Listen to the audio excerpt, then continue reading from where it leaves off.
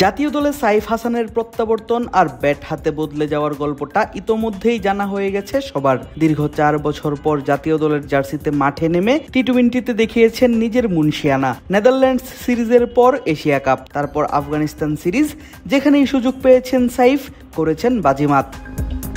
আর টি-20তে দুর্দান্ত পারফরমেন্সের পর এই ওপেনার ডাক পান ওয়ানডেতেও। তবে টি-20র মতো ঠিকঠাক ব্যাট হাতে জ্বলে উঠতে পারছিলেন না তিনি। আফগানিস্তানের বিপক্ষে 3 ওয়ানডেতে সাইফের রান যথাক্রমে 26, 22 এবং 43। তবে শারজাতে মোটামুটি রানের দেখা পেলেও বাংলাদেশের মাটিতে ওয়েস্ট ইন্ডিজের বিপক্ষে ব্যাট হাতে ভুগছিলেন এই ওপেনার। প্রথম 2 ম্যাচে আউট হয়েছেন মাত্র 3 এবং 6 রান করে। তবে ভক্তদের যেই ভরসা ছিল সাইফের উপর, সেই ভরসার প্রতিদান সাইফ দিয়েছেন ব্যাট হাতে। সিরিজ নির্ধারণী ম্যাচে এসে 6 ছক্কা আর 6 চারে 111.11 স্ট্রাইক রেটে খেলেছেন। 72 বলে 80 রানের পারফেক্ট এক ওয়ানডে ইনিংস। সাইফের এই বদলে যাওয়ার শুরুটা অবশ্য দেশের ঘরোয়া ক্রিকেট দিয়েই। ঢাকা প্রিমিয়ার ডিভিশন ক্রিকেট লিগের পাশাপাশি বাংলাদেশ প্রিমিয়ার লিগ বা বিপিএল, সেখানেই নিজেকে গড়ে তুলেছেন সাইফ। ক্রিকেটার হিসেবে তার পরিবর্তনটা আসে বিপিএল ডিপিএল দিয়েই।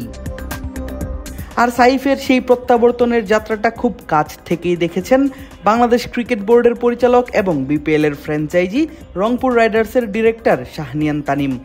যদিও তানিমের দাবি রংপুরের থেকেও ক্রেডিটটা সাইফেরই প্রাপ্য বেশি।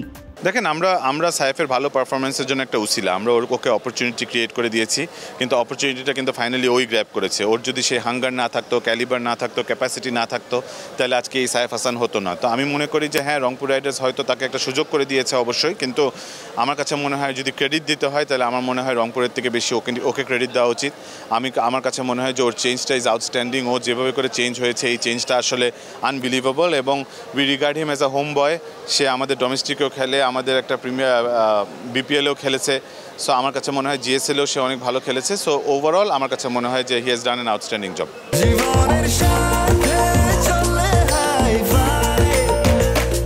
স্বাস্থ্যকর অল টাইম হানিকম, সব সময় অল টাইম হেলদি লাইফ।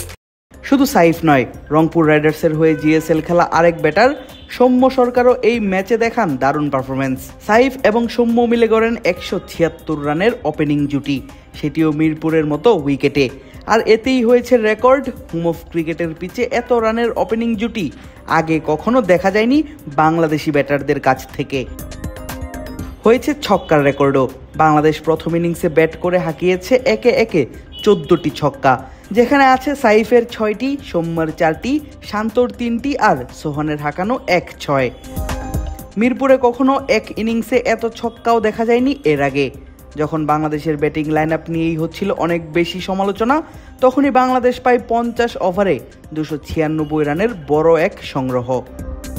আর এমন ইনিংস দেখে এই বিসিবি পরিচালকের মত, বাংলাদেশ খেলেছে বড় বড় আন্তর্জাতিক দলগুলোর মতো করেই, ডোমিনেট করে। অবশ্যই অনেক ভালো। দেখেন, আমাদের বাংলাদেশে ওয়ানডেতে আমরা স্ট্রাগল করছিলাম, সো আমাদের জন্য এই সিরিজটা জিতা অনেক ইম্পর্টেন্ট ছিল। আমরা this could have been 3-0, but obviously আমাদের লাস্ট ম্যাচটা আমরা সুপার ওভারে হেরে যাই। বাট আমার কাছে মনে হয় আজকের পারফরমেন্সটা ক্লিনিক্যাল ছিল। এরকম উইকেটে 297 করাটা একটা অনেক বড় ব্যাপার। আই থিঙ্ক সৌম্য এবং সাইফ যে বেসটা ক্রিয়েট করে দিয়েছে, আউটস্ট্যান্ডিং পারফরমেন্স। এরকম উইকেটে 175 রানের পার্টনারশিপ করাটা is a difficult task. But আমার কাছে মনে হয় যে আজকে একটা প্রপার ইন্টারন্যাশনাল এবং একটা ভালো মানের ইন্টারন্যাশনাল টিমের মতো পারফরমেন্স করেছে বাংলাদেশ। আধিপত্য দেখিয়ে শেষ ম্যাচ জিতে বাংলাদেশ 3 ম্যাচের ওডিআই সিরিজ জিতে 2-1 ব্যবধানে।